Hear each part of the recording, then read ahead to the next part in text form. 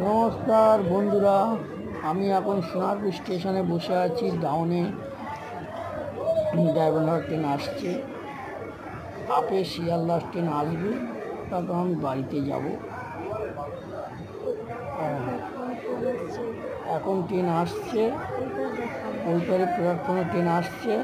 আমি এখন বসে আছি আপ লাইনে, শিয়ালদার দিকে যাব।